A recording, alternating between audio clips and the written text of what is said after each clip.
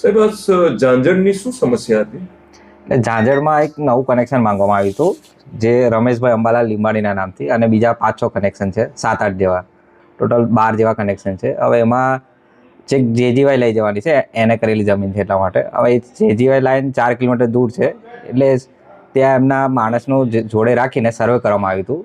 હવે સર્વેમાં 4.2 કિલોમીટર લાંબી લાઈન છે. હવે ગઈકાલે ઝાંઝરમાં કોન્ટ્રાક્ટર કામ કરવા ગયા હતા.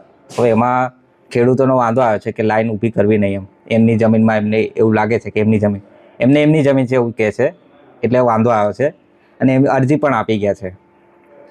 એટલે અત્યારે એક 439ના આઉટવર્ડ નંબરથી ગ્રાહકને અરજી મતલબ લેટર લખ્યો છે સિનોરથી કે આ વાંધો વેલી લઈ આવો તો કનેક્શન ચાલુ થશે, કનેક્શનની કામગીરી ચાલુ કરો.